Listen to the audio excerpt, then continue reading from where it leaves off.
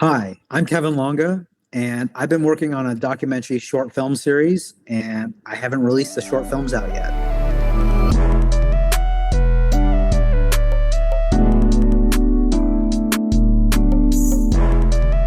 Our little icebreaker question that is kind of we're gonna just throw at you is hot takes in the industry. So do you have any idea in the jobs that you've worked on or the stuff that you've experienced of just a hot take in working in the film industry? If you need a second, we can go first if you want to ruminate on it for a hot sec. Yeah, sure. I'd love to hear your perspective. Okay. All right, Sam. All right, I'll go first. So my hot take is I feel like when you're first starting in the industry, everyone in the internship game, I feel like everyone always talks about the big names. Like you always, at least for TV, when I came out of college, there's NBC, the Page program, all of those things are that is the coveted place to be, all those big networks. And I just honestly think that is so overrated. I think you can get so much more out of working at a smaller production company, or even just literally just get on set. Just be a PA.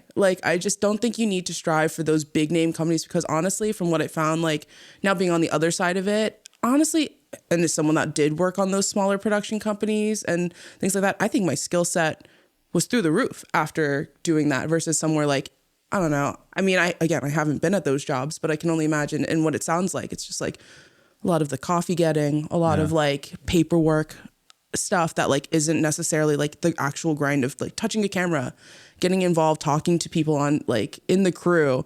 And I feel everyone just spits you out just being you need to be a part of this program. It's I don't want to give tours. What I want to do is actually work.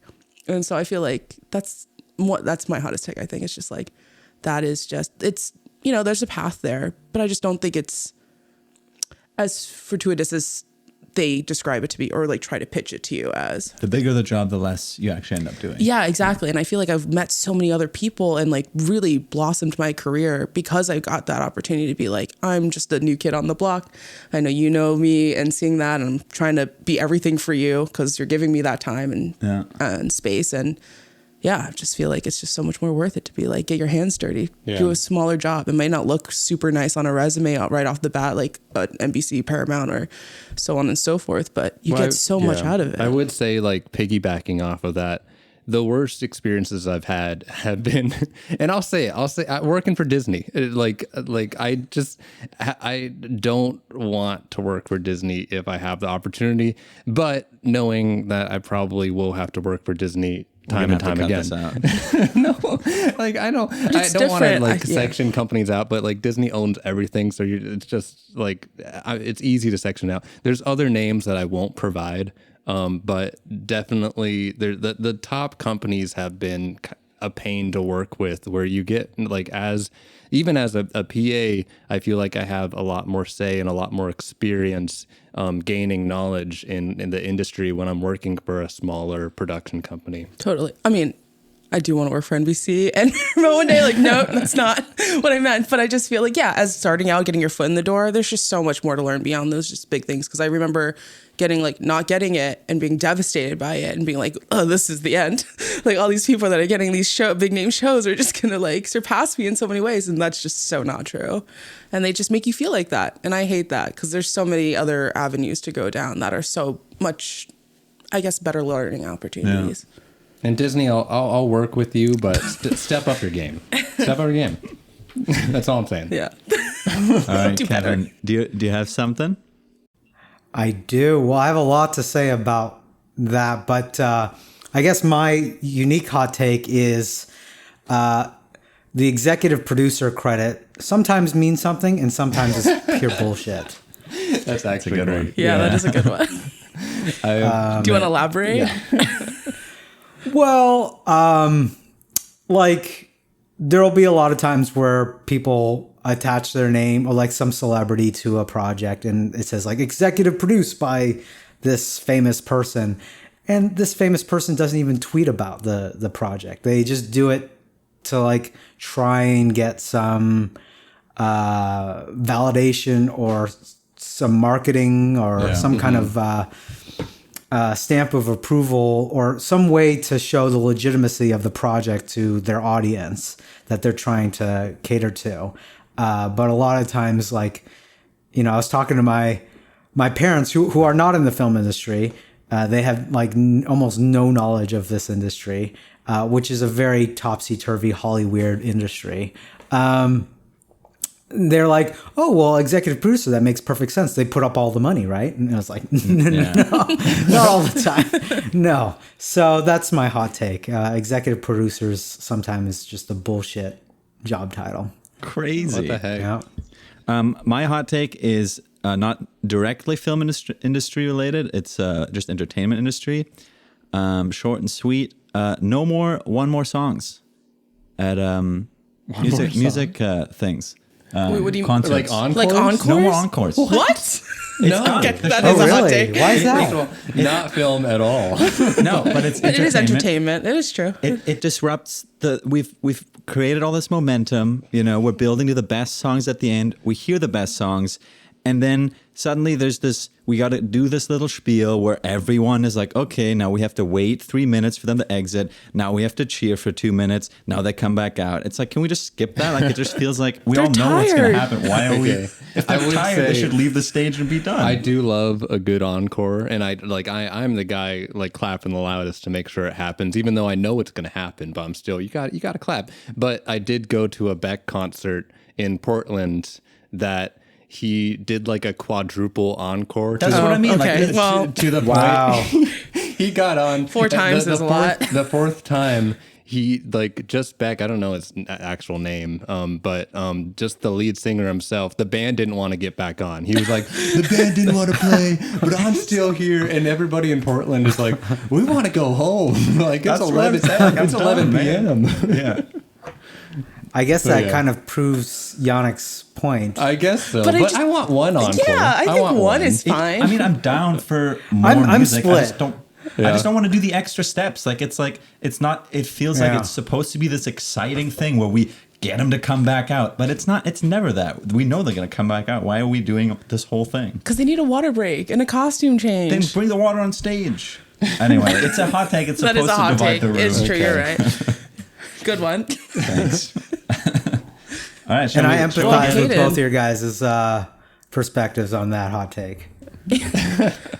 How divided It's are hard. you? Like being on the tour, like I have friends who are musicians who tour and stuff like that, and it's exhausting and like, and it's expensive and like there's just so much that goes into it. And then, people have families, they want to go home, but like also I love like one extra banger that just comes out and like just makes you feel like, all right, it was worth that $250 that I spent. Hayden, do you want to throw out a quick one? Well, mine was kind of going off of you. I think Okay. I think that Disney, was mine. I'll yeah. save the other. Yeah, that's fair. I'm going to. So that was our little kind of intro segment. So now we're cutting for a little bit. I'm going to turn off the fridge because I hear it in our sound, but then we'll be getting worries. ready to get into it. Yeah. All right, Hayden. It sounds better. It does sound better. It's okay. Okay. Oh, we're gonna. Yeah, I just feel like you chocolate cake. I have like a full ass bagel. Like, All right. So, well, do we start it now? yeah. Yes, we're starting it. We're This is haven't made it This yet. is haven't made it Yeah, yet. we're Indie Not Films. My name is Yannick. I'm Sam. I'm Hayden Garrett. Not everyone has a last name, and here we go. This is I the have show. two first names, so We're It's good cake. We're eating cake today for a reason, you're yeah. eating cake. and the reason is today with Taste. us we Jeez. taste. got Kevin with us today, who is a taste there. master. Thank you for joining us. That's right. Thanks So- for having me. Kevin is an interesting guest that we have. No, they're all interesting, but Kevin's a little bit more interesting, and because we got him from a referral from a fan. A fan contacted us Right. Via email, and we chatted back and forth, and she said that Kevin would be a great guest to have. So we contacted Kevin and back and forth, and now Kevin's here, and he's going to talk to us. There's a reason why we're eating food. There's a little gag. Also, shout out to Cecily. Cecily's was the one that Thank you, recommended Cecily. Yeah. Kevin, And just to start us off, Kevin, maybe you could explain a little bit what Taste is about, and just kind of give us a little intro of what it is that you've worked on for a very long time now. So I make a documentary series, a short film series that's called Taste, and it's each one of our short films basically reveal an undiscovered story about a person who makes food from different places around the world. So, I filmed people who are, fighting the dictatorship in Myanmar with their food, and hunters in Borneo, and former felons who become fine dining chefs, and cricket farmers in Thailand, snail farmers in Vienna, Jewish bakers who fight anti-Semitism in Budapest. I've been filming this, as you alluded to, Yannick, for the last 10 years. And I've filmed about 60 stories across 22 countries, from like New Zealand to Bhutan to Budapest to Borneo to Brooklyn. So it's been a journey. So I can understand like wanting to get into food documentary of there's so many interesting foods and we're all just connected. It's something that brings us together. But why the traveling aspect? Like, what connected you to go kind of above and beyond into seeing new and different places in experience with food? Well, you used a word there, Hayden, that hits the nail on the head. It's connecting. I believe that nothing unites us more than food and stories. You can go to like the most remote place in the world and there's going to be food, because wherever there's food, there's people, right? And food is it's more than just something that we eat to survive. It is history, it's culture, it's war, it's family, it's peace, it's society, it's in the environment, it's our bodies, it's everything kind of wrapped up into a tiny, delicious little package, I think. And so food is kind of a way into understanding not only the people who make it, the people who I film, but also understanding their world, their society, their politics, their struggles, their delights, their everything. It's my skeleton key to understanding the world. I have several passions in life, and film has always been a part of my life, even before I could walk, even before I could speak. Yeah. But food came into play after I learned that I was about to become a diabetic. And I can go into that story a little later if you want, but basically I had to learn about my food through the best way I knew how, which was through my video camera. And so that started this lifelong journey of filming people who make food. What I learned when I was 11 years old that I was about to get type 2 diabetes. Thankfully, I don't have that now, but that was thanks to my process of kind of like kind of finding a relationship with the food that you have and the food that you eat. Exactly. Yeah. But precisely. That was not the inception of Taste, right? That was just the beginning of the journey. I was just doing silly little videos. Like I made everything from so I started making quote unquote films. They weren't good, but like little videos when I was 8 years old. And I made everything from like stop motion Lego movies to dramas, comedies, skate videos, music videos, sock puppet movies, karate movies. Link in the bio. What's that? Link in the bio. We'll link them. The sock. The sock puppet. The growth. I have no. You know what? I might publish those at some point. Oh, You yes, should. please. I want to publish all of my. I have the little stop motion Lego stuff that I did back in the day, a couple weeks ago. I got all mine on YouTube. Already I there. haven't seen that. Yeah, Yeah. I love You those. you have all of yours on YouTube? Oh right yeah, now? I got all the way back to when I was 10, I think. I have them all. A lot of them unlisted. but I got them. Make them public. Right. So a lot of them are. Yeah, public. actually, I do have some that are unlisted. Yes, that is true. And actually, my first feature-length food documentary is on YouTube, but it's unlisted. Partially because I used a lot of copyrighted music. So, you know, what are you going to do? It was a high school project, so I couldn't afford those.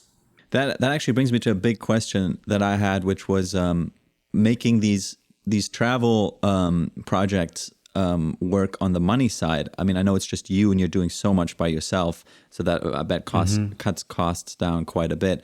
But how do you make it work? Do you have just a powerful side hustle, or how are you able to fund these massive ventures? I mean, 60 stories, that's huge. Thank you. Yes, I guess it could be huge, but I've been doing this for a long time, for 10 years. And we're speaking on a podcast called Haven't Made It Yet. So, you know, in business school, they teach you there's like 3 pillars of business, or 3, I don't know what the right word is, but you can have things that are fast, cheap, or good. You can only choose 2. And so I feel like my work is fairly of a good quality.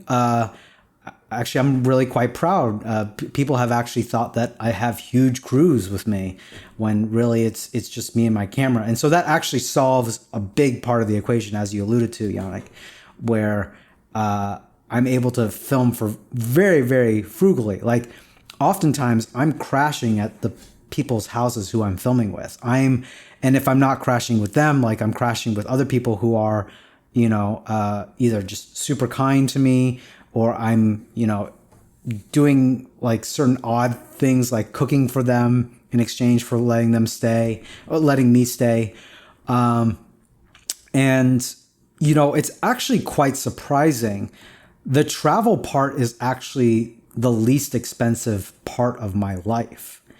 Like, I wasn't paying for an apartment here in America. I live in New York right now. This is the most expensive part of my endeavor that I've taken, is just getting an apartment in Manhattan. Like, that is by far, you can eat like a king. You can live like a king in Thailand for like $1 a day. Yeah. Like, it's not that hard. I think people, there's just this kind of, because I get this question a lot, understandably.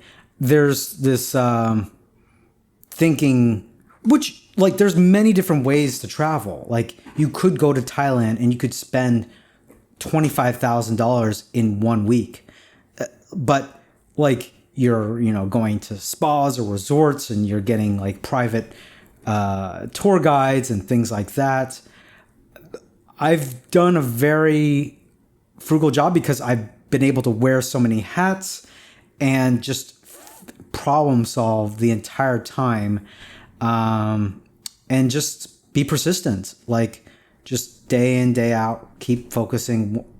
Like Martin Luther King, he has this quote that goes like, and I'm going to butcher it slightly, but like, if you can fly, then fly. But if you can't, then run. If you can't run, then walk. If you can't walk, then just crawl, but keep moving forward. Yeah. And that's kind of been like the name of the game for me so far. I've just been at it. Like, I started this 10 years ago at a university or like an entrepreneurial program called Draper University, where a lot of it was started by Tim Draper, a fairly prominent like venture capitalist who wanted to kind of create a school for people who wanted to just start their own things and start their own businesses. And I was kind of like the odd one out of the bunch. Like, most people were pitching like some kind of tech startup or something like that. And like, all of my classmates, or I had 40 classmates, all of them have moved on to doing something else. Like, they've pivoted and just changed their business or life plan. I've still stuck with taste. Like that, I remember the moment when I was at the end of our program, we go and we pitch to a whole panel of venture capitalists. And there, right in front of me, was Tim Draper, Bill Draper, 2 legendary venture capitalists. I fed them Thai fried worms and, wow. and chocolates. And I remember Bill Draper spitting out the Thai fried worm after he didn't realize what it was at first because he saw the chocolate and he's like, "Oh, that looks cool." And then he's like, chocolate. "Yeah, interesting." And then I told him, "I'm glad you guys are enjoying the fried worms." He like, Oh God. spat it out of the napkin. I've had that with donkey brains before, where I was somewhere in like middle China, and I was like, "Hey, this is really good. Like, what's this made? Like, what kind of pork is this?" And they're like, "This is donkey brains." I was like, "That's something that you kind of tell somebody before you start." I don't know. I just like let them swallow it, enjoy it what it is. It was really good, and I'd have it again. Okay, well that's good. Yeah. That's positive. How do they? How do they prepare it?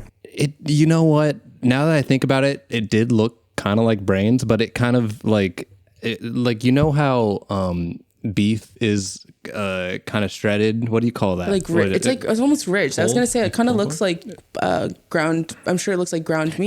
Ground beef. Yeah. And I thought it was just really good. Really like they used a different kind of spice because it didn't taste like beef. It tasted like pork, but it had that kind of ridge that beef has.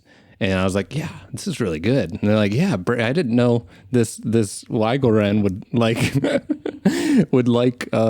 donkey brains. But it sounds like with everything that you do, and Yannick and I have a term in the industry. I don't think it's an industry term, but we call it scrappy, where it's like you kind of need to keep this scrappiness in you of like this kind of go-getter mentality because a lot of people, especially in LA, they lose that in the process of going into these more and more shoots, and they think, oh, you need a 20-person crew to do like something that really 2 people, 1 person can do, but they just have that mindset now that it needs to be 20. You need to have all these little things. So I always love the concept of like keeping the scrappiness in you. I'm like, no, I can do this. And with that, it sounds like you need to kind of have an open mind with all this, especially with traveling. So how does someone, when you're traveling around, how do you keep an open mind with the food that you eat and the people that you meet and the different cultures that you kind of have along the way? I think it goes hand in hand, keeping an open mind and being scrappy. Yeah. Like, I'm really fortunate. I live near Washington Square Park here in Manhattan, and there's a lot of people who film at the park, all different types of setups. And I study them, like while I'm just doing work in the park, like work on my phone or like writing or something like that. I'll just watch as people are doing their shoots. And, there's big, like they're doing a shoot right now with Naomi Watts, and it's this feature film about a dog of Dalmatian. It looks like, and they they have like several RE cameras and 6 crew members and everything like that. But then I see like WNYC, they have like one small little mirrorless camera on a small little Peak Design tripod and the same microphone that I'm using right now hooked up to a boom mic, and that's their whole setup. Now, I could easily see how the cinematic quality of an RE camera is going to be a lot different than a mirrorless camera set up on a tripod. But like, that doesn't differentiate the actual storytelling. In fact, going a little bit more like to address your question more directly, like when I'm filming abroad and I don't have like all those fancy camera or lighting equipment and a huge crew, that sets a certain energy to the shoot where I'm just with them. I'm a real human being. They're a real human being, and I'm able to get really intimate, not only up close shots with them, but like stories where they're sharing things that they would never share with a whole crew of people with craft services and all that kind of stuff. And like it's actually been kind of like my superpower. I feel is just being able to be there. Like some of the best footage that I get is when I'm sitting in the car with some of my participants, and I'm sitting in the passenger seat, they're driving, and there's something about like when people are driving, they just kind of get into like a zone. You know, sometimes maybe you've even experienced this, especially when I lived in LA, I experienced this. Like you're just like on the 405 and like you're listening to music and stuff and you just zone out. And then you're like, oh shit, I missed my exit. Like people go into this kind of like trance when they're driving. And when I filmed with some people while they're driving, like I filmed with this one gentleman he calls himself like the self-proclaimed food hooker of Copenhagen. Love it. And yeah. That's funny. Well, that name's taken, everybody. Take that. he basically like the whole message behind why he calls himself a food hooker is because he'll kind of whore himself out to do anything for food to kind of make a buck and to feed his family. The reason why he went into food was out of survival. He survived gangs. He survived poverty when he was a kid, and he needed to find some way to make a living. And he had kids really early on in his life, like when he was, I believe, like when he was 19 or 20. And so he just hustled, and so he calls himself the food hooker. But ironically, he's had such success in his catering business that his work has totally consumed his life and his schedule, and he's no longer able to actually see his family. And so I was filming with him, and on our 7th day filming, like a full week, he hadn't seen his kids, and he was finally going back to drive home to see his family. And I asked him just very simply, with no intention of knowing or no knowledge of how he would react. I asked, "How are you feeling right now?" And he was like, "I'm feeling good." And then I asked him also very simply, "Who are we going to see?" And he's wearing these glasses, like these sunglasses, and so I can't really see his eyes. And the rain is kind of like pitter pattering on the windshield, and it just like the windshield wipers are like kind of thumping rhythmically for a few moments, and all of a sudden I see a tear kind of like just come out from underneath his sunglasses, and he kind of just says, "I'm going to see my kids." And it's beautiful. That's so powerful. Yeah, and I don't think I would have got, because he's an entrepreneur. He has to think about business, and he's on a lot of the times. But when we were in the car together and it was just me and him and my camera, he showed his humanity and why he does what he does. Definitely. I think that maybe driving, because I also very much resonate with that. I feel like some of my most intimate conversations happen over like a long road trip, just because you're kind of just contained to this one place, no distractions. You have to be focused on the road, and just having a conversation is just truly the purest at like the core. Just be like, you're just in there together in this little box, and just like nothing but just you two. You have to just talk it out. I kind of wanted to elaborate a little bit more about your experience meeting these people and meeting like your interviewees. You're traveling all over the world, and I know specifically you have this kind of lens of wanting to interview risk takers out there in the culture. And I would love, it's a vast world. How do you even start that process of meeting or like reaching out or just even finding these people, and also specifically through this lens? To address the risk-taking part, the reason why I wanted to film people who have taken some kind of risk with regards to their food is because that tells a story. Like I said, I'm a filmmaker first, and my job is to help tell a story. And I know that every person who works with food is in one way, shape, or form is a risk taker. It's a very tough business. With very low margins. You're working with living things or like very freshly like living things, but maybe like the donkey brain died maybe just yesterday.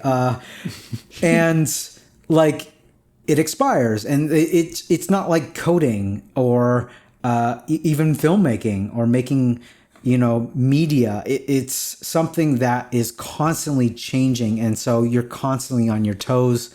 And then you have all these other factors that you have to deal with, like customers, diners, and just timing. Timing is like a pressure cooker. I mean, you've probably experienced this on set.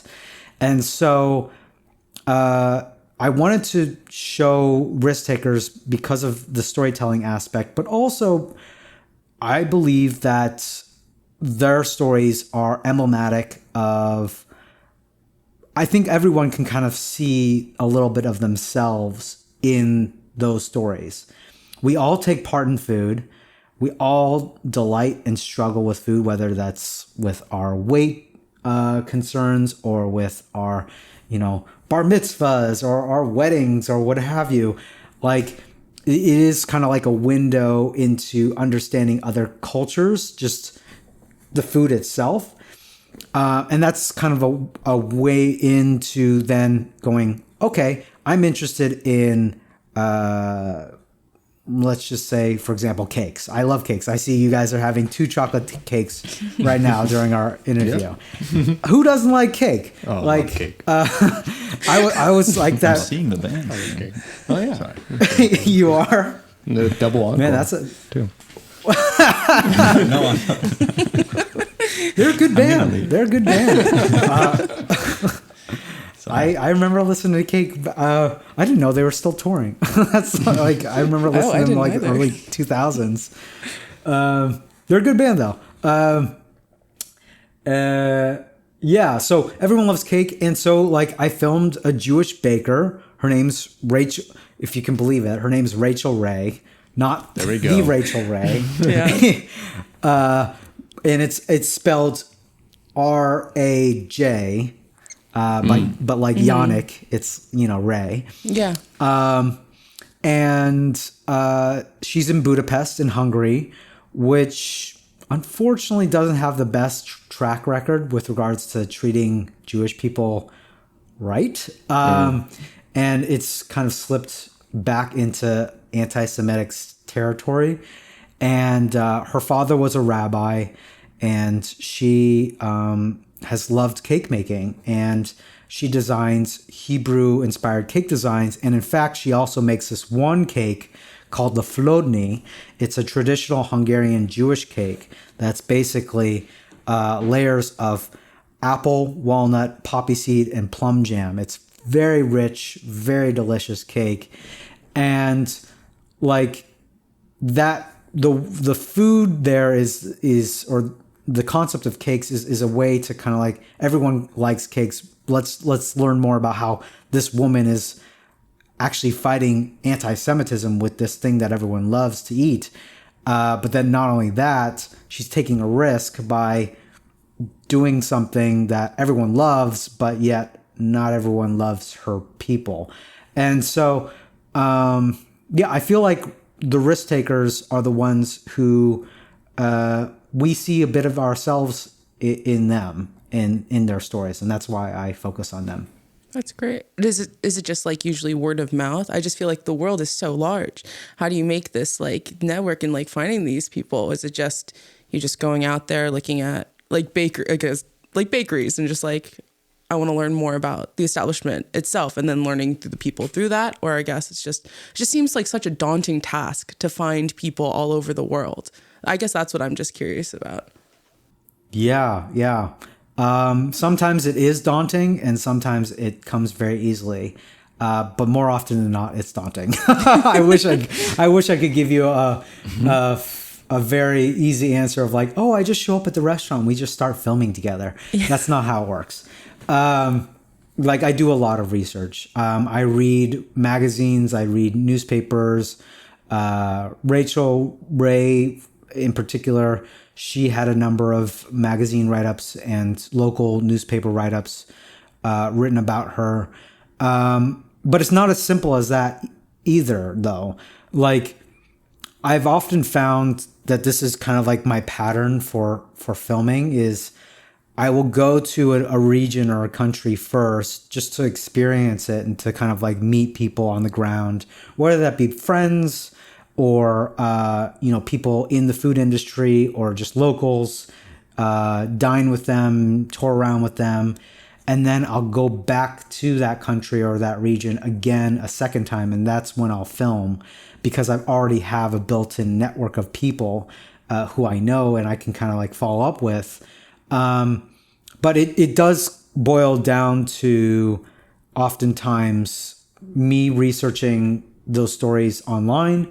But, I've been doing this long enough now that a few people have actually come my way.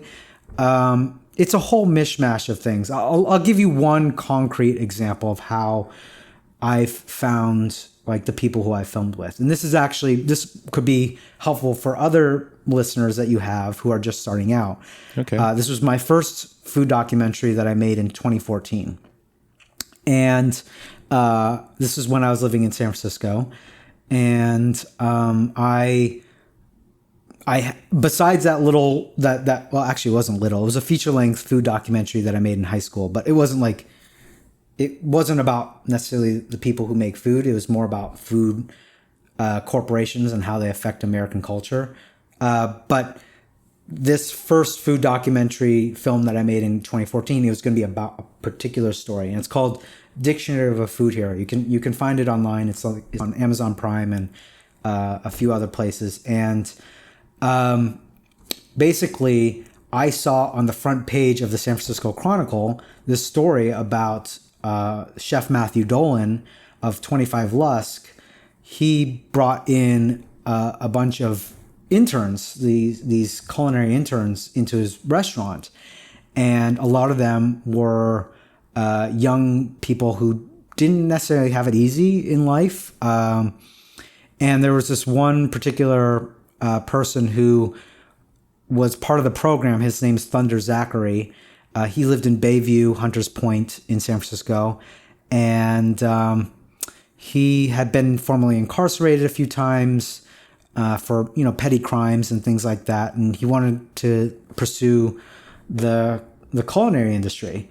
And so, I thought this was an interesting little story that was, written in the newspaper. And so I literally reached out to the person who wrote the story. At that time, some of the journalists, they'll have their their email address or their Twitter handle or what have you. And I just reached out to them saying this is great. I'm a filmmaker.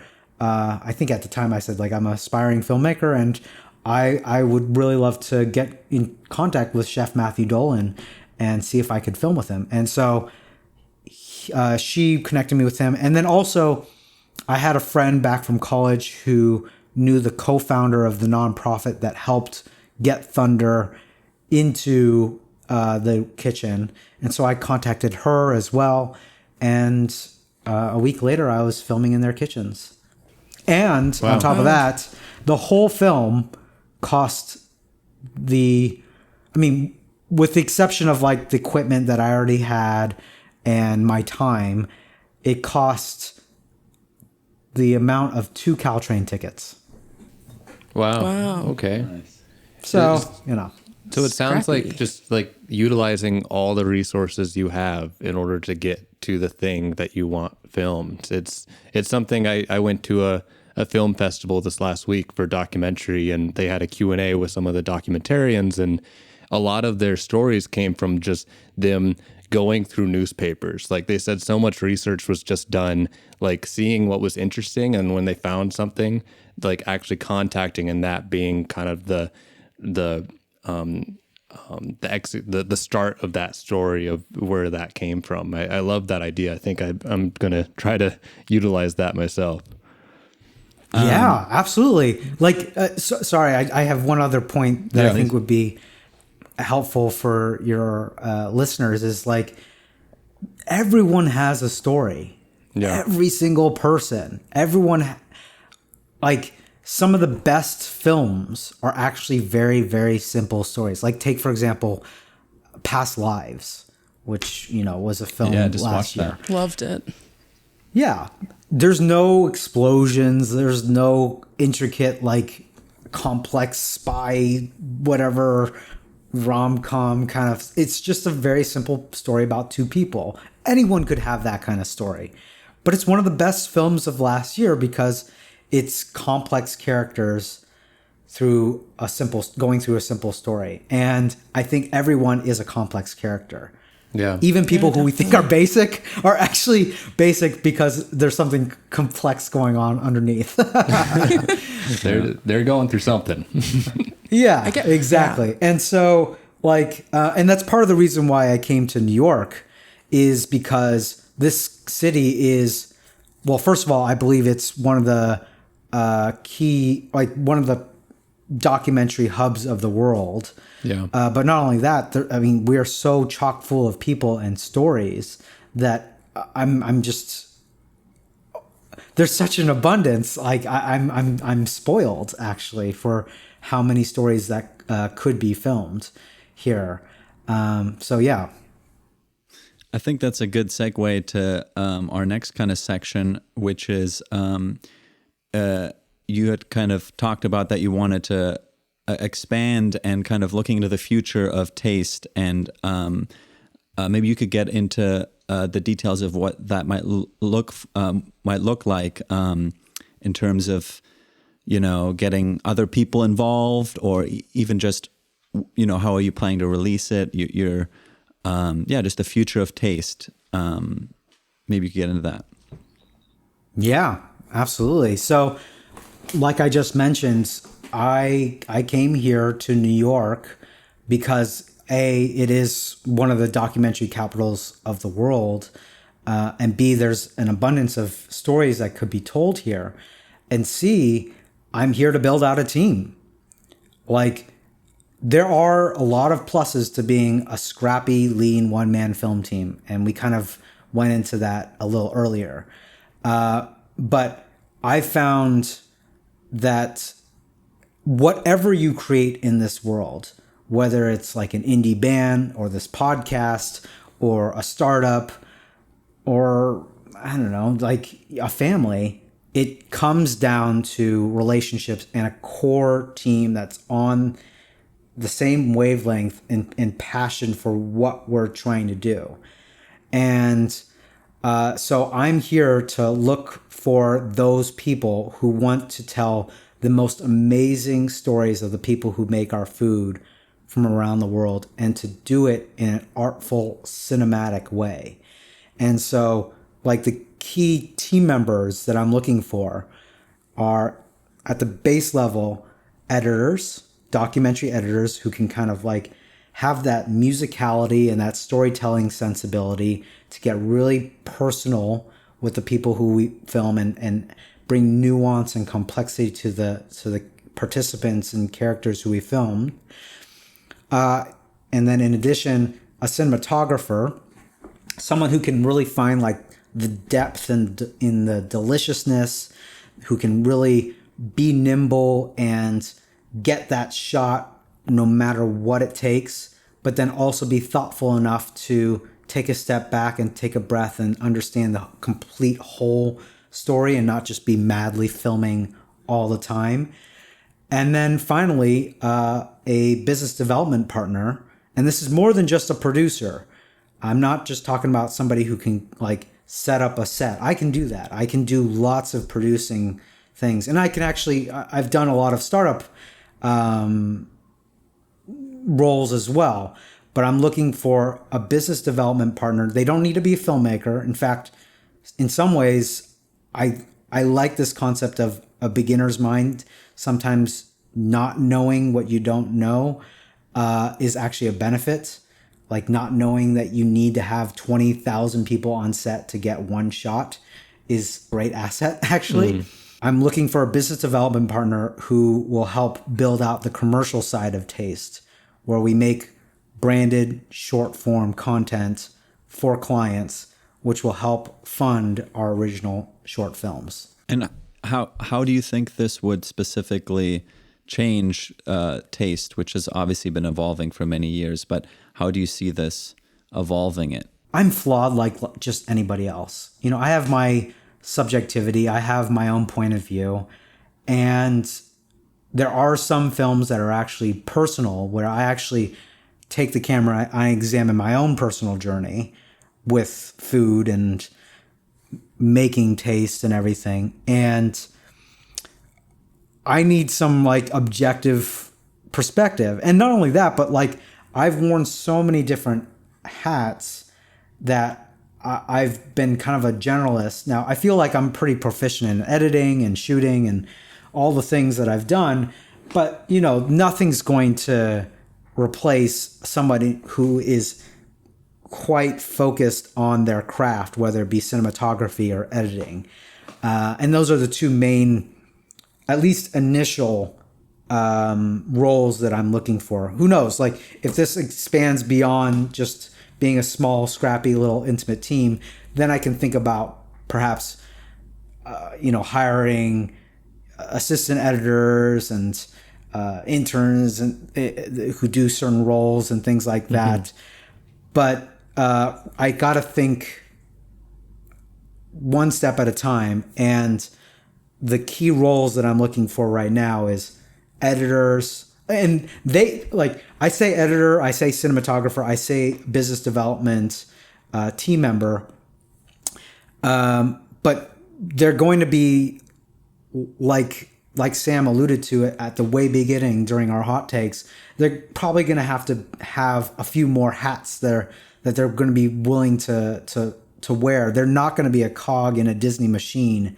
They're going to be somebody who is building something from, I wouldn't say from the ground up, because I've certainly laid a foundation that is pretty solid. There's a lot of DNA that's already been formed, but that will at least lay the foundation for our production company here in New York.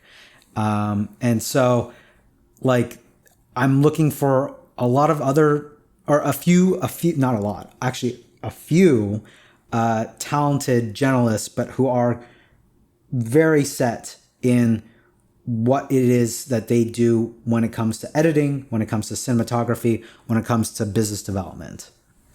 Yeah, and I would say, like, adding to the team, using kind of this podcast as an example, Yannick and I started this podcast a couple years ago, and we're very, like, film, visual-oriented people, and we're just kind of, like, flying on the seat of our pants, just trying to figure it out. We have Sam on the podcast, it must have been a year and a half or so, and almost had a pseudo interview in the podcast episode of like, wow, what is producing? We don't know what you all actually do. But like her explaining herself. I think a lot of producers don't even know what they do. And you're right. So don't worry. I was going to say, I feel like during that interview, I was just definitely like, how do I explain this? I was just like, this is what I like to do. And yeah. But I mean, we started seeing how much we needed that kind of expertise into this organization, this community that we're building.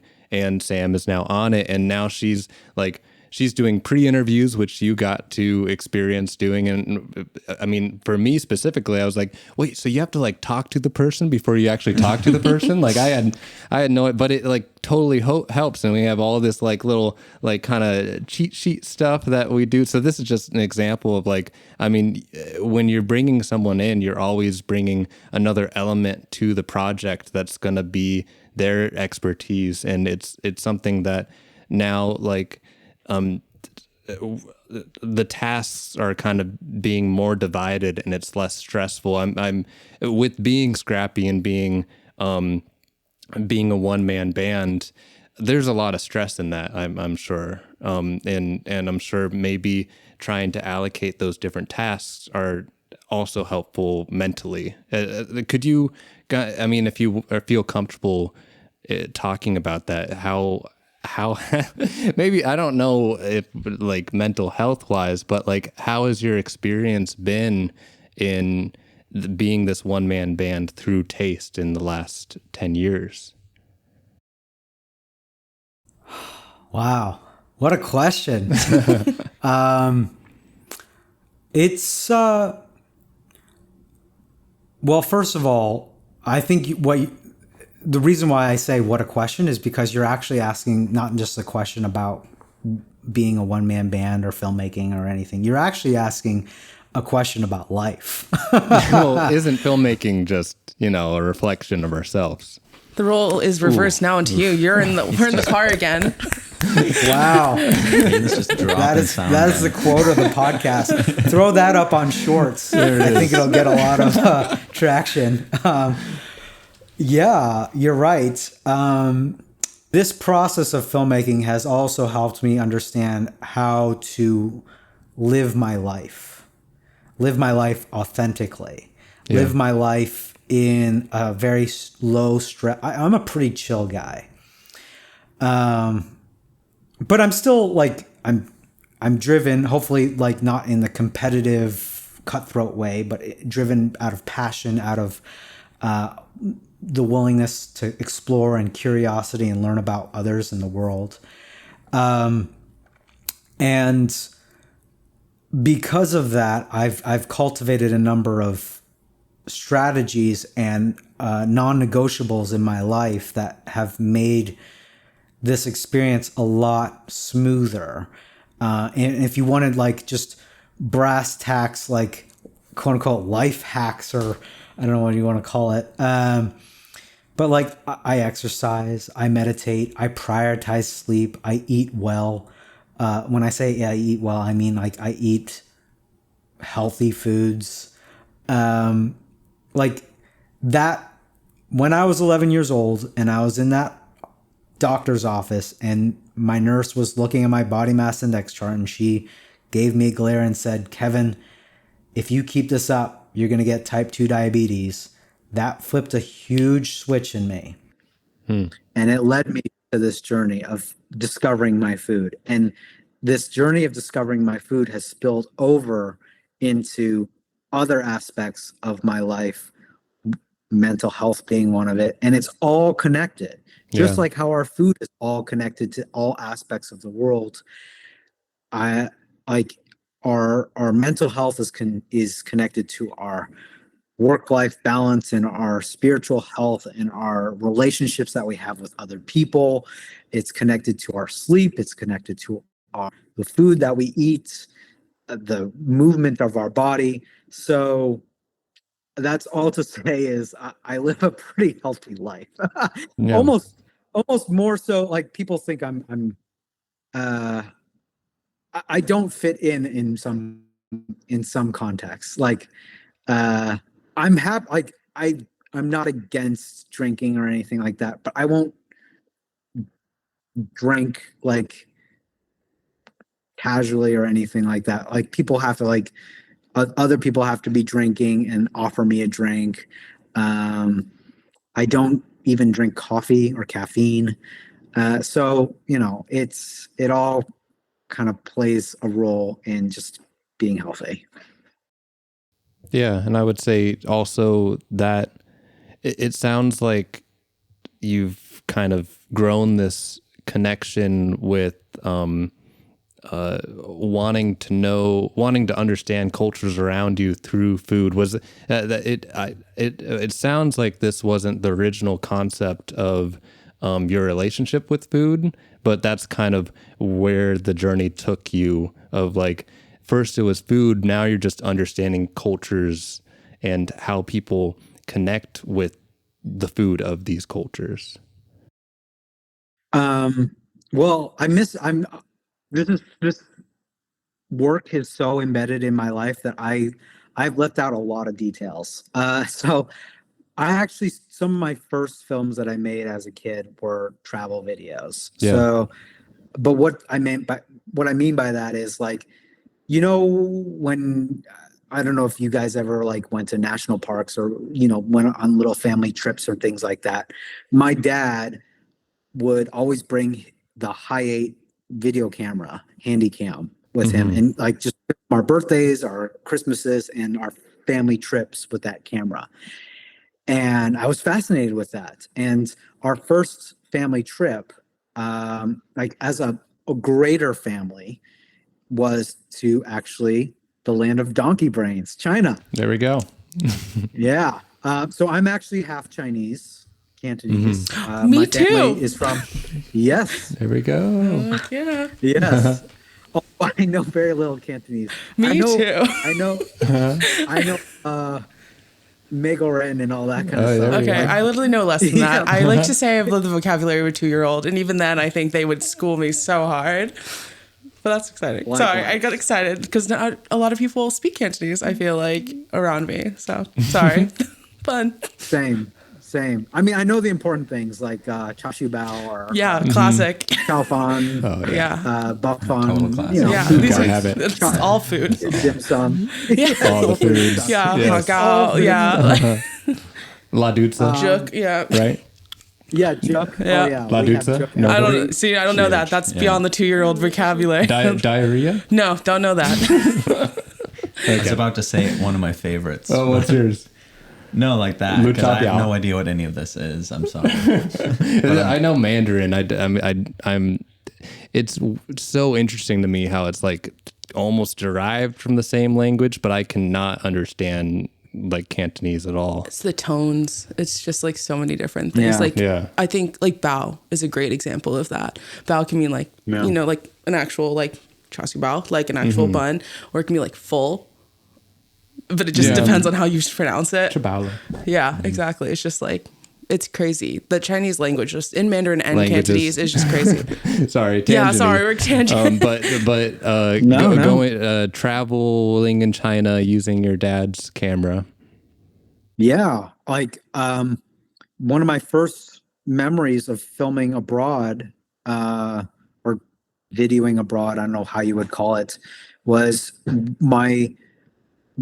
our family went to my Cantonese family's ancestral village, which is a small little village outside of Guangzhou, China. And my ancestors were honeybee farmers, and they're still honeybee farmers. Or when we visited them, I haven't kept up in contact with them since we visited them, but they're still doing that to this day.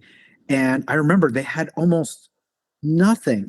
Remember, I went when I was a kid. I was like 9 years old. This was before the Beijing Olympics in 2008. This is before Xi Jinping. This is before the whole industrial revolution of China. Like there were more bicycles and cars in Beijing when I was there. And so this rural village, like they didn't even have a toilet. Their prized possession was one motorcycle. And everyone in the village had a role. My ancestral family were the honeybee farmers. Next door were the pork farmers. Next door to them were the rice farmers. And they all contributed food to their community. And they were all quite happy. Yeah. I just remember that. And this was during the time, like there were McDonald's in Beijing. I have pictures of myself happily pointing to the golden arches in near Tiananmen Square, like going like, yeah, this is America. like when you're traveling, when you're that young, you want to cling to like things that you feel remind you of home. That was that thing. But then once I got into this village and I saw how happy they were and how they're all contributing and working on food together, it just opened up my world a little bit more. And then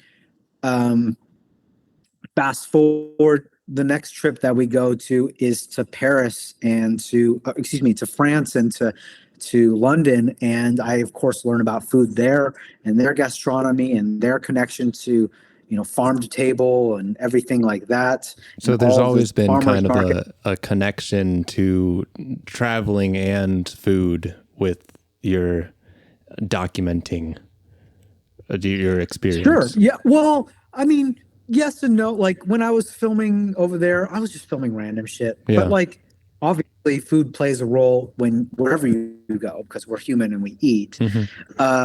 And yeah, over time, my camera started to focus a little bit more on food until now it's just pretty much exclusively on food and the people who make it. So yeah, that's definitely true. So I love, and I know in our research of the other podcasts you've been in, you've talked about this too, and we want to try to make it different. But I love the tarantula story, and I want us to talk about it. Could you talk a little bit about this tarantula story? Sure. Yeah. My first night in Cambodia, my friend Brian, who started the Film and Photography Society back in college with me and a few others, he was my partner in crime going across Southeast Asia. And our first night in Cambodia, he wanted to shoot an RPG. That was his bucket list item. So we were in this van with a bunch of shady military guys going 2 hours out of Phnom Penh to this pitch black darkness jungle that was behind like military barricades to go shoot a bazooka. So not shady at all. Yeah, just a typical Tuesday. Yeah, exactly. They do what they do in Cambodia. And so that we ticked off his bucket list item. And then my bucket list item was to eat insects, in particular tarantula. And I knew about this one restaurant called Ramdang Restaurant in Phnom Penh, where they serve fried tarantulas as their appetizer. And so I, of course, order that. And it comes out with a little bit of chili sauce, some lime, and some chili peppers. And, I take a bite. It kind of tastes like, this is how most insects taste. They're kind of like, it's more texture than flavor in my experience. Have you tried some as well? I've had like grubs and stuff like that in Peru. But yeah, it's all about like the different spices or the salts that they put on that actually give it the flavor. I have a bag of grasshoppers in my car that's like cacao flavored. Just like right now? Yeah. Oh, I've had crickets. Like one cricket. I think, they might be crickets. We've all had insects. It's cool. Yeah. Nice. Yeah. Where did you get the grasshoppers? It was actually from a film shoot that was going to be like a challenge. It was like one of those YouTube-y challenge-y kind of a thing. Like the cinnamon challenge? Yeah, just something silly for these YouTubers to do, and they didn't end up doing it. But at the end of any shoot, if you're in the art department, it's like a free for all. Everybody grabs whatever they can, because a lot of stuff they don't don't return. And I ended up with a bag of grasshoppers and a can of cockroaches. But the cockroaches were not for human consumption, so I got rid of those. But I've hung on to the grasshoppers since. They're baking in my car every day. I get a little bit better every day. How was the can of cockroaches on set there? Well, it was like a prop for the challenge that they were going to do. So they were these kids were going to eat the cockroaches. But they're not for human consumption. I don't know. They did all sorts of weird. They're YouTubers. Okay, yeah. Different breed. Yeah, sorry. You're right. There you go. That answers everything. Yeah. So I bite into this tarantula, and it actually tastes pretty dang good. And it got me kind of interested in understanding, like, why is this on the menu in the first place? And so I actually, after our meal, went to the kitchen and I had my camera with me and I started filming a little bit. And then I started talking with the people in the kitchen, and I ended up eventually learning about the Chef Hak Sakun, who he basically lived through the Khmer Rouge, the genocide in Cambodia. And it's probably one of the most horrific moments in modern human history. Like, I'm talking about a genocide where the oppressors, they didn't even have enough money for bullets. So they used anything they can to butcher people, whether that be machetes or even palm tree leaves. And there was so much starvation and so much poverty during this time that people were literally starving to death. And so they would just try and use anything they could to survive. And so that also meant just looking at their feet and seeing what's down on the ground in front of them. And one of those ingredients is, of course, insects and tarantulas. And so Chef Haksakun, he developed this tarantula recipe over time. And now with Rondang Restaurant, he is employing kids who are also going through tough times now.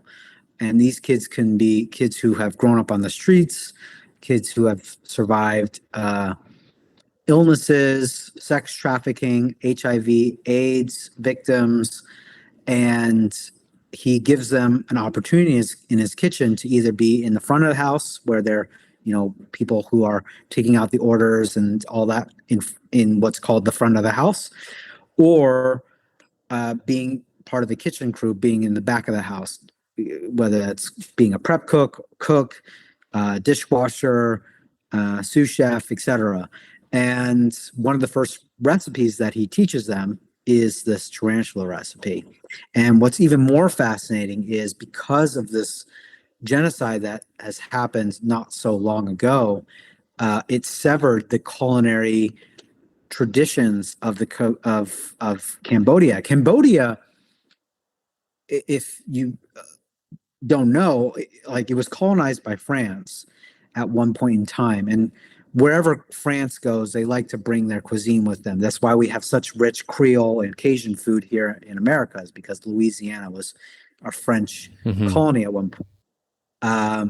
That's why Haitian food is so great, for example, or Vietnamese food is so great. And the Cambodian cuisine is this really amazing mix of like the soy sauces and ferments of China with the curries of India, with the French colonial taste that they brought and sensibilities about ingredients, that it was this thriving hotbed of culinary innovation at one point, and it was just totally severed because of the genocide. And now his team in Ramdang Restaurant, along with other innovators in Cambodia, are remaking a new Cambodian Khmer cuisine. So it's pretty amazing to see. I just love how, talk about the connection to our history with the foods that we eat, and like taking something that is the ugliest thing you can do in this planet and making something beautiful out of it. It just shows that like humans are resilient. Like we will continue with our connections of art, with food, with anything. We will just continue to keep having something to connect with, and whether that be tarantulas or movies or something. I'm not trying to make sound bites, if you will. I'm really not. I just think that's the camera's right there, right in the camera. But I just think it's really cool. But last year I went to Vietnam, and I was talking to someone was telling me the origins of pho, of like why there's so many leaves on the pho, and a lot of it was due to like really, really high poverty at the time. So they just shoved whatever they could find just to fill up the plate to make it look full. And now we have pho, and it's just part of the dish, where it would like 50 to 100 years ago, it was not part of the dish. That was just something that they had to do, but it became part of the meal, and thus the culture moves on. And I love that whole connection with that. Yeah, I think all traditional recipes is born out of scarcity and poverty. Juk. Yep. And also, if you can, it's just rice. It's just rice and more water. Chicken bones and rice. Yeah, it's just rice, water, and just leftover chicken bones. Like whenever, or like poultry bones. Like whenever fish, we have anything. like giving dinner. Yeah, anything. Kraft actually. mac and cheese. Well, Okay, we're getting there. I guess you could do that. We're not there yet. Yeah, absolutely. I mean, like Korean food, I'm half Korean, so that Chinese was one side. I'm also half Korean. And I feel like there's so many dishes that come to mind that my family like built just being like, what's in our fridge? What are we going to put together? Make it a stew. There's so many different stews like in Korean culture. It's just like literally like, I don't know that. I'm so bad at language. That's just like, but one of the stews is just like spam and like kimchi and just whatever vegetables you have almost about to go. And it's just, that's what like soldiers ate because that's just what they had at hand. And how do you make it go a certain length and fill so many people's tummies? Like, it's just, it's scrappy. I literally keep thinking about it. It's just literally everyone's just so scrappy. Like, Embrace the scrappy. Yeah, and it's just trying to like make it work. Transcends the film industry. But that's like everything. It's like you just try to make it work the best you can, and like, how do you make this inch go a mile? Yeah. In fact, Yana, you just mentioned like the film industry. Like, I think we're going back. I don't have a crystal ball, but I think we're going to have to go back to the basics. We talked about earlier how like Disney owns everything. And if you're just going to take a step back and look at the macro film industry, there's basically only like three big players. Disney, which owns Hulu, it owns ESPN, Fox, 20th Century Fox, like Nat Geo, it owns everything. And then Warner Brothers Discovery, which owns HBO, and then Netflix, which is its own kind of thing. Of course, you have like your Paramounts, you have other kind of like production houses, but they don't have as big of a, let's just call it a slate, as those three main players. And so what we have there is kind of an oligopoly in the film industry place. And not only that, but none of those places are making a lot of money off of their streaming services. Like Disney Plus is not making a huge profit. Netflix had to do a lot of cutbacks. And then we saw last year with, the strikes, like they're not compensating their writers or their actors in a way that they felt like they deserved. And we're reaching this tipping point in so many different ways where like all of the let's just call it content. I hate the word, but all the content that's being pushed out to viewers is like kind of algorithmically tailored to them. But it's stuff that's kind of like meh. So there's some really great stuff. Don't get me wrong, but like a lot of stuff, they're just making it to kind of like satisfy some kind of algorithm, whether that be Netflix's algorithm or Facebook or Instagram or what have you. You see the future kind of changing because of this oligopoly that's happening, where people are going to try to change different ways.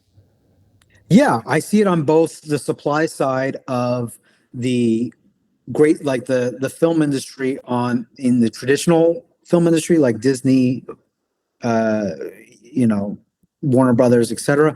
But then I also see it technologically. Like 20, 30 years ago, I wouldn't have been able to do what I do now. Yeah. Yeah. Yeah, same for Going us. around the world. Yeah, exactly. You have your own radio. It's a radio show. 20, 30 years ago, they would have called us a radio show. You would have to do this in some kind of studio, and you would have all this overhead and like a whole staff and everything. But now you can just set up with, your mics, your laptop, and we can be talking to each other, not even in the same room together. Yeah. Likewise, I can do what I do with just a small amount of equipment and, a plane ticket to where have you. And so there's all these kind of things coming on. And also we're able to reach audiences. The only trick is to find those audiences that would really, truly appreciate your work. That is still a point that is tough for everybody. And when I say everybody, I don't just mean us indie creators. I mean also the very well-funded places like, for example, Vice. They they rose to prominence as their media got pushed out by Facebook algorithms and YouTube's algorithms, but those algorithms have changed. And so places like Vox and BuzzFeed that were born out of the boom of Facebook's algorithms are now trying to figure out this landscape. And so I think it'll be an interesting time. And again, I don't have a crystal ball, but I'm betting on the fact that people like to watch true artful stories that are told from the heart, stories that are artful. And like, I just watched a movie yesterday called The Lady Eve. It's a very old movie, but it was very enjoyable. Like, it was made, I believe, in like the 50s or 40s. And art perseveres. Like, people will go and seek out really great art. We're still watching Godfather. We're still watching Taxi Driver or Citizen Kane, no matter what the platform is, because it speaks to something real, right? And not an algorithm. Yeah, exactly, not an algorithm. And so our job as creators is to create meaningful work, and try and find our audience by hook or by crook, that will resonate with that art. I mean, sorry, one last thing. No, you're like, good. there are people who have made millions of dollars selling pet rocks. So if you can do that, I have one of my dad's pet rocks. Yeah. Yeah, there you go. Love So the like, pet rock. there's an audience for anything. Yeah. family heirloom. I feel like as someone that like sits in like a lot of those kind of meetings, like development, like curating a slate, I feel like sounds like very much like a cat and mouse game. It's like chicken and the egg, because I feel like I feel like we're in an age where it's like, yeah, I guess in that way, nostalgia reigns. I feel like everyone's trying to chase this like golden era that was yesteryear, and bringing it forward. But how do you still revolutionize and move forward, like pushing that point of view forward? Nothing's original anymore. Just like, I really do think it's just spurts of like, how do you make it different to make it, like I just said.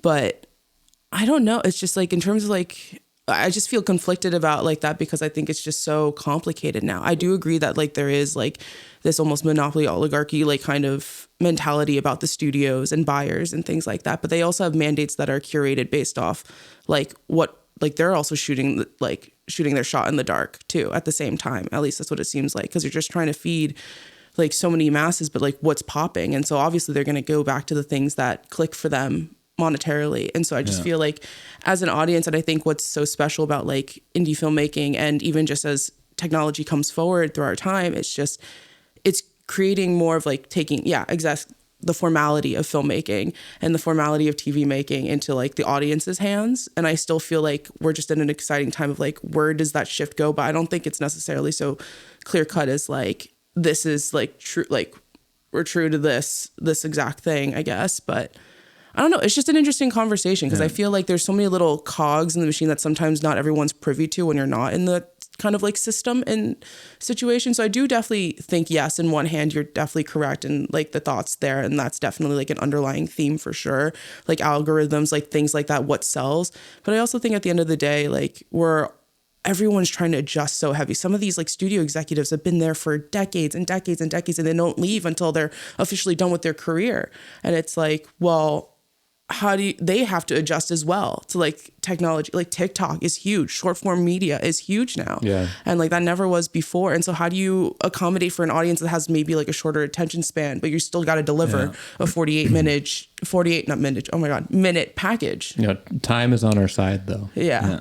So it's just very interesting. I just feel like it's very complex. And I think it is good to just have that mentality of like, at the core, it is about humanity. It's about the people. It's about exactly what you're doing. It's just trying to get those stories out there that like maybe aren't necessarily, but how do you just do it? It feels like that we're kind of like going towards there being like a pocket or of the audience, the general public, that is almost like in spite of the algorithms, looking for content that is not really marketable. I mean, that's just the indie market in a lot of ways, but like stuff that is weird and can't really be sold in a Disney way. And you know, I don't think Disney's evil or anything. They, you know, they're But that's why they have FX.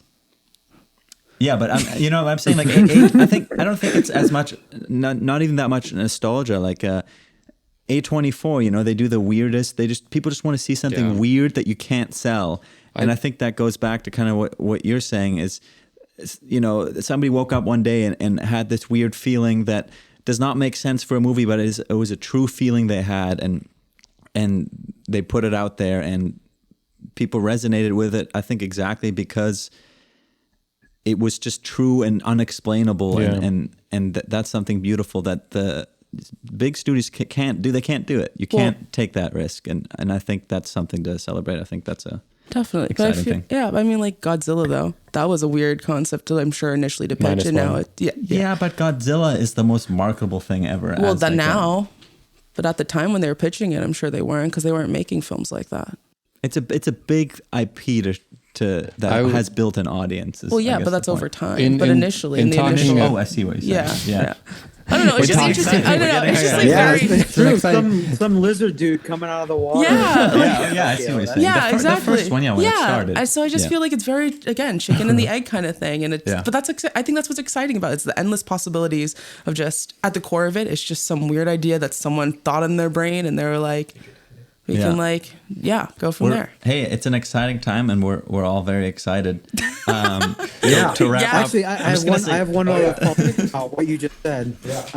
Like, I completely agree with everything you guys just said there. In fact, like A24 you mentioned, Criterion Collection, Substack, some of these places that are just catering to just that, a very specific audience. They know their audience, or they know they have a particular taste or sensibility. It's not algorithmic. It's pure, just from the heart. They're killing it. Now, they're not killing it in billions of dollars like Disney, but that's not their business. That's not their lane. Disney's lane is to broadcast. Their business is to narrowcast. And I would argue that they have probably more enthusiastic people who love them and what they do than some of these big companies. I mean, I do know some people who absolutely love Disney. I, as a kid, went to Disneyland almost every single year. Oh yeah. So, you know, I love Disney. Yeah, Disney's it's a well-made product. Yeah, there's no evil people here. Point, and you know, at one point it was, to Sam's point, true, this crazy dream by Walt Disney of like making animations and like doing little sketches and stuff like that, Steamboat Willie and all. And he was the one who grew it into this. Well, he, and then after he passed, people who made it into this big thing. But it still goes back. It still bolsters our point that it comes down to a core vision, a core passion. The reason why Disney and any other really long-standing company lasts. There's literally a book called Built to Last. It's for it talks about companies that have lasted long beyond its original founders. And the main thesis behind this book is the reason why these companies work is because there is a mission behind it, or there's a feeling or a common cause that people can kind of rally around to believe and usher it forward beyond what just the founder just created. And that's Disney. Yeah. Absolutely. Yeah. Well, yeah. I mean, that's very well said. I guess just as we're winding things down, one of the things, like, let's go back to taste for a hot minute, like, and just future seeking. One of the questions we love to ask, where do you see yourself in the next 10 years? What do you think is the future of Kevin Longa's career? Oh boy. Oh man. First, 10 years is actually quite a long time, but also not, because I started this a little more than 10 years ago. And this, as we've just been talking about, this industry has changed so much. And now, of course, we haven't even talked about like AI and how that'll come into play. But how do I see myself? First of all, I think I'm already successful. And what I mean by that is I'm doing what I love. Mm-hmm. Like, I wake up in the morning and I'm actually happy about what I'm doing. I have, a good bed to sleep in. I have good food. I have good friends. I have great team members who I work with. So that's already success for me. But on a more practical level, I hope that I can continue making these films with a core, very passionate, permanent team that we're basically making. So my end goal dream is to create a series of films, short films, long form films. I'm very open to what it might be, depending upon what the story is and who the person who I am filming.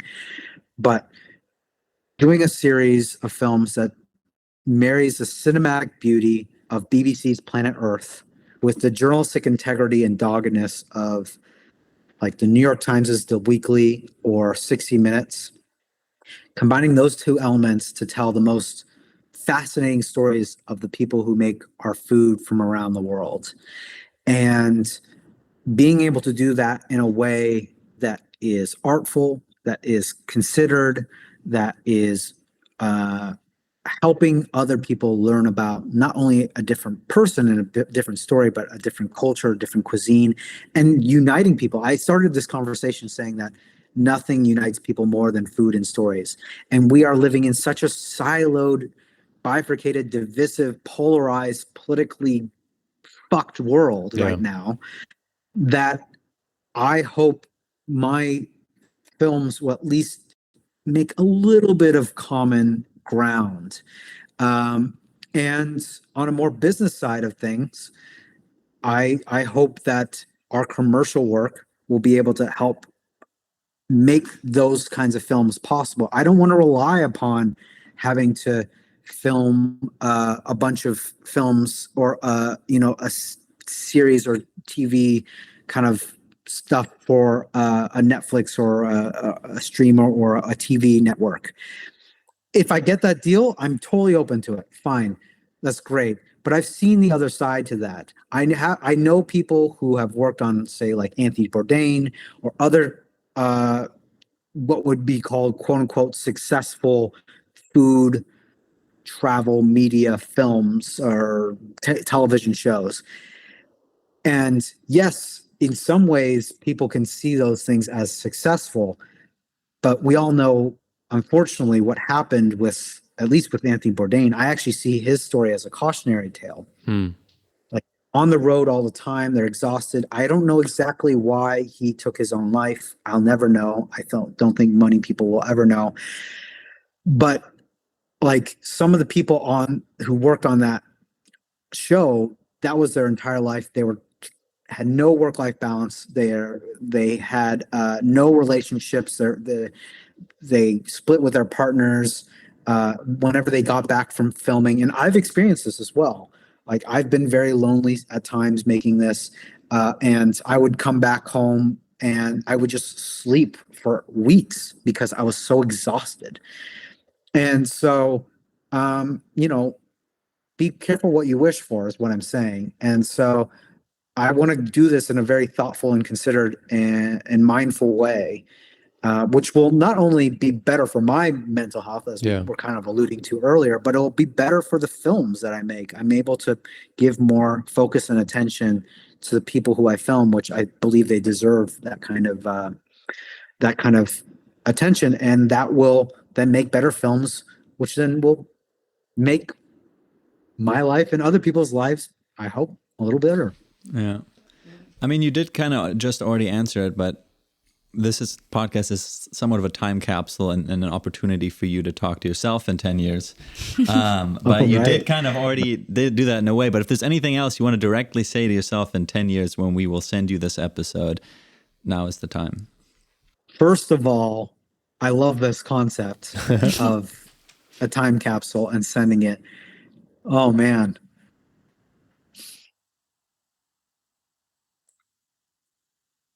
Kevin, just keep going. That's it. There it is. Perfect. Short and sweet. If anyone wants to reach out listening and they want to work with you, what is the best way to get in contact with you? I'm on all the social media platforms, just at Taste with Kevin. And also, I have a website, tastewithkevin.com. There's a email form if you wanted to reach out to me there as well. Perfect. And just to get the details, part-time, full-time, got to be based in New York. I guess just getting the details out now before people start reaching out. Yeah, well, it depends upon their skill set, I should say first. And just like anything else, it's like dating. So, I have to kind of see where not only your skill set, but like, do we get along? Yeah. Like, Yeah, totally. that kind of stuff. So, ask me to meet you at Washington Square Park, and we'll take it from there. Perfect. Cool. Must be in range of Washington. Whatever that means to you. Yes. Oh, yeah. New York City based. I'm looking Okay. for people based in New York City. Yes. Yeah. Perfect. Cool. Thank you so much, Kevin. Yeah. We have an outro question. Wait, can I actually? This is. Or actually, I should caveat that they don't necessarily need to be based in New York City itself, but they would have to be able to meet here on occasion at least. Okay. Valid. Very fair. I just had a question that I didn't want to disrupt our flow earlier when it came up, and this can just be a little aside, but I loved your champion or a dictionary of a hero short a lot, and I noticed that your B-roll, which is something that I'm always struggling with, was just on point in that one, where people would say something and then with the feet stepping on one line, you had like a shot for the feet. When something was time related, you had a shot of him and the clock. Unless you're editing while you're also shooting, which I feel like you're probably not. Is this something you plan? How do you do your B-roll? Do you have any tips for getting good B-roll? Coverage, a lot of coverage.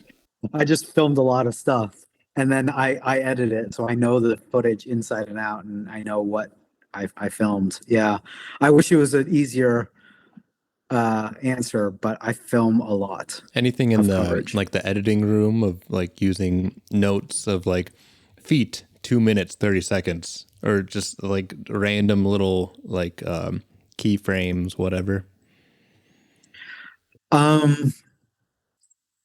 Well, bear in mind, this is the film that I made. This was the first film that I made, Dictionary of a Food Hero, back in 2014. Okay. So it's been a while, but I do know that I edited it. I shot and edited it all within 1 week. It was like, there's a power in like focus Yeah. and just be dead focus, like tunnel vision. And so besides sleeping and eating, that's all I was doing was editing and filming that. And so, and I kind of get into a bit of a flow state. And I guess one practical piece of advice that could be helpful is I always do the interviews first. That makes sense. I had a feeling. Yeah. Yeah. So I that's knew good. what they were saying in the interview, and I took notes of that. Like I'm present because I'm the only one interviewing them. Yeah. I'm present interviewing them. I'm not actually taking notes while we're interviewing. So I'm listening and I'm internalizing. And then after the interview, I take a few notes down, like, okay, this is what I should get, XYZ, clock, feet, whatever. And then I'll execute on those shots later on. Cool. Great. All right, and then just our little last question for you, a little Yeah, more fun. cool down. A cool down. Okay. Is The dessert. Yeah, the dessert, if you will, Yes. the cake, if you will.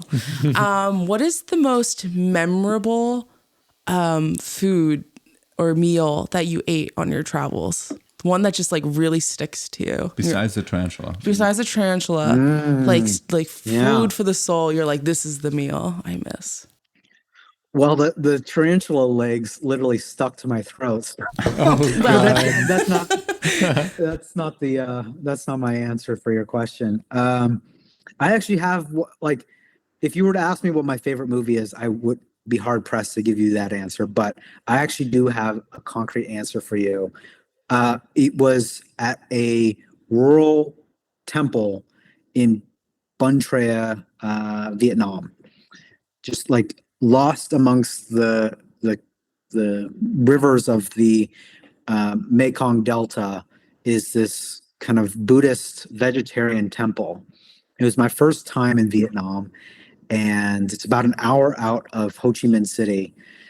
And I had no idea what I was going to expect. And in fact, I was actually a bit scared because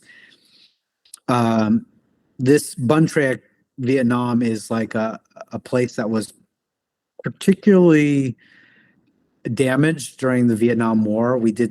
We being Americans did some pretty horrific things to their town. A lot of Agent Orange, a lot of carpet bombing, things like that.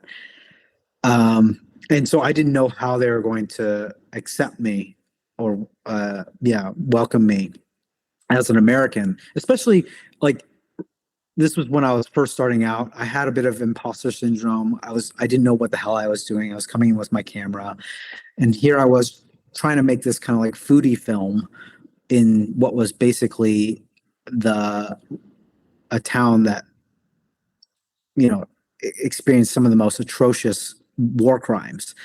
So there's like some cognitive dissonance there, but they welcomed me with open arms, and they cooked the most amazing Vietnamese food. I'm talking bánh xèo. Bánh xèo it literally translates to sizzling pancake.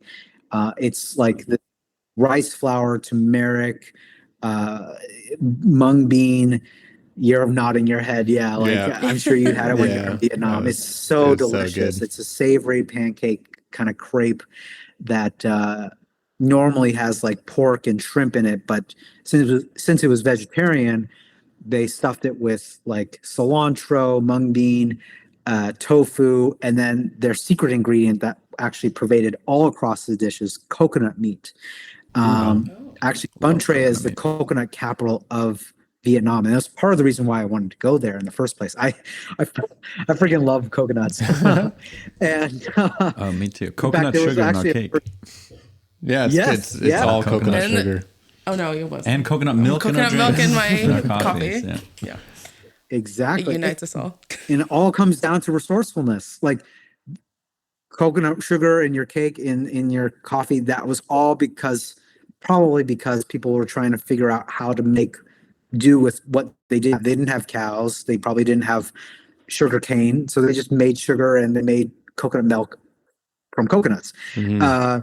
And likewise with Bun Tre, after the war, they rebuilt from coconut trees, like from their actual tree trunks. Like they had nothing to build with except for coconut trees. They made a thriving coconut industry. And so they served me like, fried and fresh spring rolls stuffed with coconuts, soups with coconut meat in it. It was just one of the best meals I've ever had. And then finally we ended it with a huge jackfruit that we cut directly off of the tree that was going next to the temple. And I had a huge food. This was an Indie Not Films production, edited by Hayden Garrett and sound provided by Harrison Garrett. If there's a subject you'd like us to dive into in a future episode, or if you have any other feedback, email us, indienotfilms@gmail.com. Please support us by rating and reviewing our show.